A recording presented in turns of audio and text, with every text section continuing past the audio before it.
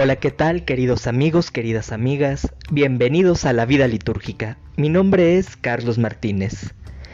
¿Qué es la vida litúrgica? ¿De qué vamos a hablar en la vida litúrgica?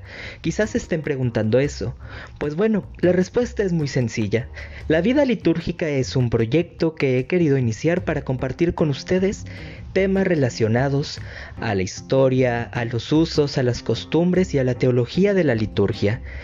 Si bien es cierto, yo no soy un liturguista experto, es un tema que me apasiona y que quiero compartir con ustedes. Espero que les guste, espero que aprendan algo de lo que yo les pueda compartir y cualquier sugerencia, cualquier idea que tengan para construir este proyecto es bienvenida. Sin más, comencemos con la vida litúrgica.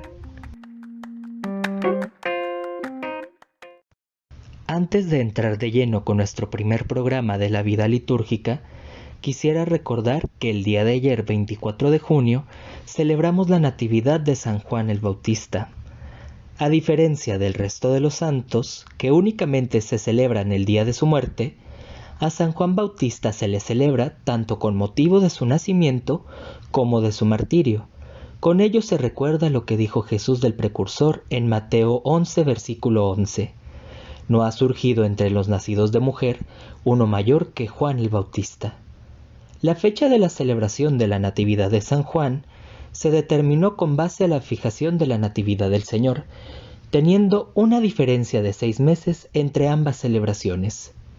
El cardenal Joseph Ratzinger, en su libro El espíritu de la liturgia, nos explica que la diferencia de 6 meses hace que ambas fechas coincidan con el solsticio en el hemisferio norte, el de Jesús con el solsticio de invierno, cuando empiezan a aumentar las horas de la luz, y el del Bautista con el de verano, cuando empiezan a disminuir las horas de luz, lo que es un bonito símbolo de las palabras de San Juan. Es preciso que él crezca y que yo disminuya. Es decir, la luz de Juan disminuye para que ilumine el sol que nace de lo alto. Es hermoso ver cómo es que esta relación entre las Sagradas Escrituras se complementa en nuestras celebraciones litúrgicas. Dicho esto, empecemos con el tema de este día. Generalmente cuando hablamos de liturgia, nos vienen muchas cosas a la cabeza. Desde que liturgia son únicamente las reglas de lo que no se tiene que hacer en misa, que la liturgia es una serie de símbolos y de signos externos, que la liturgia se limita a la misa, que la liturgia es únicamente un hecho que ocurre dentro del templo. La liturgia va más allá, pero para comprender todo ese alcance que tiene la liturgia, ese alcance pastoral, ese alcance misionero, ese alcance teológico y evangélico, tenemos que comprender una cosa. ¿Qué es liturgia? Para comprender qué es liturgia, tenemos que remontarnos a su sentido etimológico. La palabra liturgia procede del griego clásico leiturgia, obra o acción pública o para el pueblo. En este sentido vemos que en su origen helenista, la palabra liturgia representa el servicio por amor a la patria, un servicio que se entrega al pueblo y un servicio que se entrega a aquellos a los cuales se sirve. En este sentido, podemos comprender que en la Grecia helenista, la liturgia representaba la creación de una obra pública, como un puente, un templo, un edificio público, una escultura. Asimismo, también era liturgia todo servicio público. En este sentido, podemos ver que el origen de la palabra liturgia va mucho más atrás al sentido de un uso civil, ya que también presenta un uso religioso de la palabra liturgia. Este uso religioso es referente a los sacerdotes, aquellos que eran pontífices e intervenían entre las relaciones del hombre con sus dioses. Estos sacerdotes hacían liturgia partiendo que su obra era una obra pública que acercaba al pueblo a sus dioses. Una vez que comprendemos el sentido de la palabra liturgia dentro de la cultura helénica, es necesario comprender su sentido dentro de las Sagradas Escrituras, en específico del Antiguo Testamento. En la Biblia griega se hizo una elección muy cuidada para el culto prestado a Yahvé por los sacerdotes o por los levitas. se usa el término liturgia para todo aquel culto que se presenta dentro del templo por parte de sus sacerdotes, mientras que para indicar el culto dado a Yahvé en su templo por parte de su pueblo, se usan los términos latrea y duelia, pero nunca liturgia. La palabra liturgia tenía un valor de término técnico absoluto para indicar el culto levítico. Indicaba una fórmula cultual determinada propia de una ceremonia establecida por los libros y por la ley.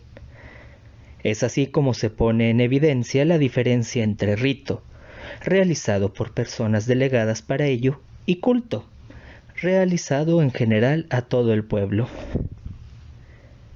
Dentro del Nuevo Testamento podemos observar 4 sentidos de la palabra liturgia.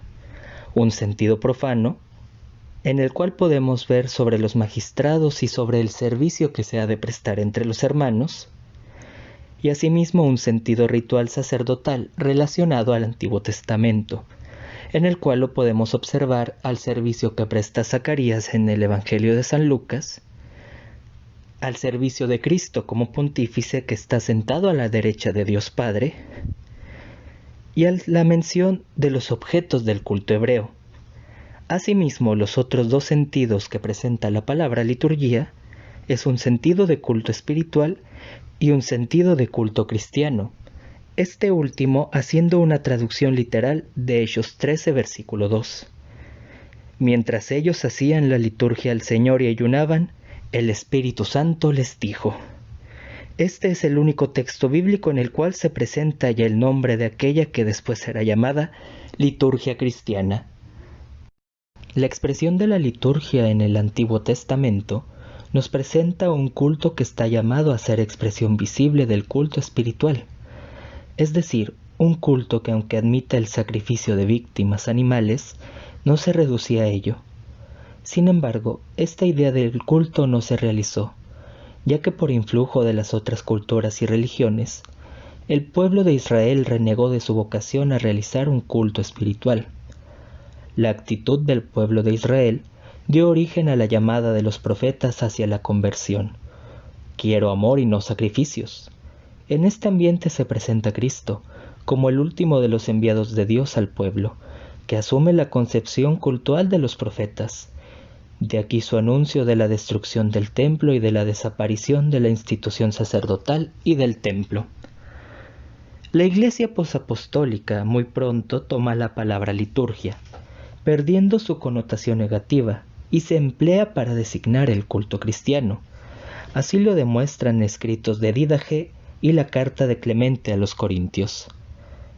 Dídache nos menciona sobre la elección de los obispos y diáconos, así también sobre la liturgia que ellos presentan, una liturgia que continúa con los profetas y los doctores. Si bien el sacerdocio cristiano no tenía nada en común con el culto hebreo, el paralelismo entre los dos se fue haciendo cada vez más estrecho. Clemente a los Corintios, en cambio, nos habla sobre el mandato que las ofrendas y ministerios se cumplan no al azar, y sobre las funciones del sumo sacerdote que ya estaban encomendadas a sus propias manos.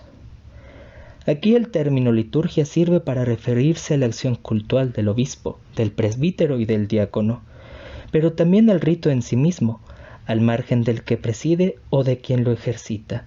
De este modo habla de divina liturgia, que es la Sagrada Eucaristía, la liturgia del bautismo y de la liturgia vespertina.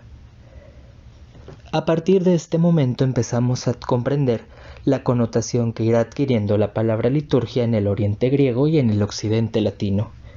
En el Oriente griego la palabra liturgia se conservó en el sentido de acción ritual sagrado en general, contrario al Occidente latino, que desprecia la palabra liturgia, la cual no es una novedad, ya que su carga negativa y su concepto de culto demasiado hebreo impedía su uso para el culto cristiano. De esta manera surgen términos para hablar sobre la liturgia: el oficio divino, la celebratio, la misteria sacra ecclesiastica, la opus opera Dei. Fue hasta el siglo XVI que el antiguo término griego liturgia comenzó a aparecer en Occidente. en el lenguaje eclesiástico oficial, empezó a aparecer en la primera mitad del siglo XIX con Gregorio XVI y se convirtió en un término usual a partir de San Pío X. Una vez que es retomado el sentido de la palabra liturgia dentro de la Iglesia latina, podemos observar ciertas concepciones de la liturgia que son erróneas. Asimismo, el Papa Pío XII en su encíclica Mediator Dei nos menciona que estas concepciones deben que ser tomadas por erróneas, concepciones en la cual se define a la liturgia desde una perspectiva estética, en la cual el culto es únicamente aquello que se puede percibir, o una concepción jurídica, en la cual la liturgia es únicamente el mandato de la Iglesia para la celebración. De esta manera podemos ver un distanciamiento a la idea de la liturgia como un recogimiento espiritual, un recogimiento de los signos internos para expresarse de una manera externa. De esta manera podemos comprender que dentro del movimiento litúrgico surgido a finales del siglo XIX y principios del siglo XX, pensadores como Lambert Baudouin y Odo Kassel nos presentan una concepción de lo que es la liturgia. Lambert Baudouin considera a la liturgia como el culto de la Iglesia. De esta manera, el culto de la Iglesia se presenta como un auténtico culto cristiano, en el cual la figura de Cristo tiene una plenitud eterna, en un culto que no es un culto individualista, sino colectivo y público. Asimismo, Odo Kassel nos presenta la liturgia como la acción ritual de la obra salvífica de Cristo. Estas definiciones que van influyendo dentro de la Iglesia nos llevan a la encíclica Mediator Dei de 1947. El Papa Pío XII por primera vez define qué es liturgia, entendiéndose a la liturgia como el ejercicio del sacerdocio de Cristo. En este sentido, la encíclica Mediator Dei nos insiste en que el culto de la Iglesia es por naturaleza sacramental, es decir, que en ella se ejerce el culto personal del mismo Cristo, que por comunicación se convierte en el culto de la Iglesia. En este sentido podemos ver que la Iglesia tiene la necesidad de definir la liturgia. Esta definición nos llega a nosotros a través de la Constitución Sacrosanctum Concilium del Concilio Vaticano II, en la cual la Sacrosanctum Concilium en su número 7 nos presenta que la liturgia es el ejercicio del sacerdocio de Jesucristo. En ella los signos sensibles significan, y cada uno a su manera, realizan la santificación del hombre, y así el cuerpo místico de Jesucristo, es decir, la cabeza y sus miembros, ejercen el culto público íntegro. De esta noción de liturgia destacamos varios aspectos. El primero de ellos es que la liturgia es obra de Cristo y de la Iglesia por asociación. No solamente Cristo nos entrega la liturgia para ejercerla, sino que la Iglesia asociada a Cristo ejerce esa liturgia para un culto al Padre. Asimismo nos presenta la santificación de los hombres a través de la liturgia. De este movimiento descendente, Dios nos santifica y en el movimiento ascendente nosotros lo glorificamos y le damos gracias. También el sacerdocio de Cristo se realiza en dos aspectos. El que preside como mediador, quien se ofrece nuevamente por nosotros, y por parte del pueblo en virtud de su bautismo, ejerce su sacerdocio común. La noción de la liturgia que ofrece el Concilio Vaticano II podemos expresarla de la siguiente manera. La función santificadora y cultual de la Iglesia, esposa y cuerpo sacerdotal del Verbo encarnado, para continuar en el tiempo la obra de Cristo por medio de los siglos que lo hacen presente hasta su venida. Estos aspectos teológicos que nos presenta la liturgia los profundizaremos en siguientes temas. Y sin duda alguna, una vez que comprendemos qué es la liturgia, como el culto de Cristo y el ejercicio del sacerdocio de Cristo, nos surgen las siguientes interrogantes. ¿Qué celebramos? ¿Quiénes celebran? ¿Y cómo celebramos? Las cuales serán contestadas en nuestro siguiente episodio.